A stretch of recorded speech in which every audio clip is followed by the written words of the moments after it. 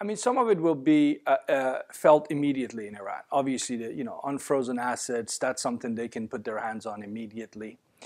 But there are obviously issues that will continue to be contentious. I mean, for instance, this issue of investment. A lot of the nuclear-related sanctions will be lifted, but there will be plenty of, for instance, American sanctions in place still. So if you're an American firm and you're looking at that Iranian market, you still need to hire lawyers to figure out exactly which of the sanctions have been lifted and which of the sanctions from the days before the nuclear issue became an issue, sanctions that are tied to Iran's support of terrorism, violation of human rights at home, the ones that are still going to stay, which of those will have an impact if you're considering to invest, trade with the Iranians. So I think there will be a huge gray zone in months and years to come, certainly for the American companies. The Europeans in a slightly different position, which is evident by the huge number of delegations that have gone to Tehran over the last year or so. The Europeans feel much more confident and are much more eager to enter that Iranian market.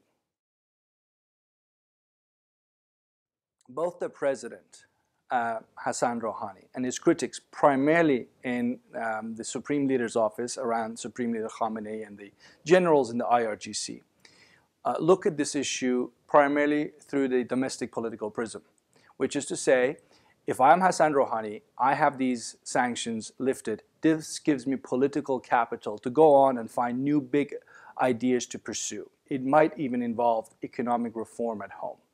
That's the fear that his critics have, and that's why they want to make sure they minimize the windfall for the president. And that is why in recent months we've seen so much attacking going on the president and his economic policies. Well, look, you have two sets of elections happening at the same time. One is for the Iranian parliament. It's a 290-member body that is important in some ways, but then again, it's not a critical voice. I mean, the Iranian system, the parliament, is not the voice that decides the strategic trajectory of the country. But they do matter, certainly symbolically. If President Rouhani's allies can gain more seats, it matters. But arguably, the other more important election is for the Assembly of Experts, which is held every 8 years. Assembly of Experts are senior Islamic clergymen who have the power to basically fire the Iranian Supreme Leader and certainly have the power to choose the next Iranian Supreme Leader. Now, bearing in mind that this existing Iranian Supreme Leader is 76 years old, has had some health issues, who gets to be dominating in the Assembly of Experts is going to have a lot to say about who will be the next Supreme Leader. That's why that election is, in my view, more important than the parliamentary election.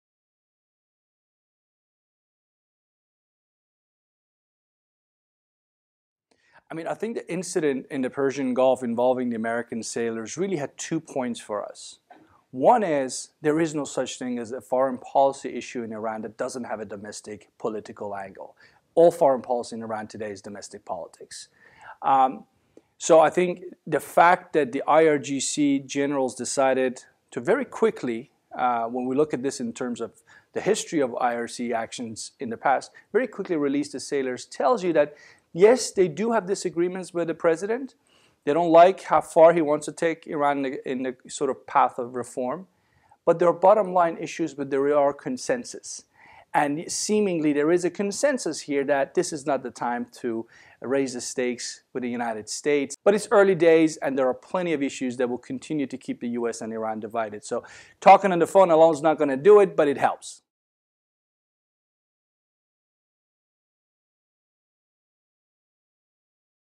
Both the Iranians and the Saudis are frequently charging the United States as being the force that wants to see this sort of sectarian competition go on in the region because it benefits the United States. I don't buy that.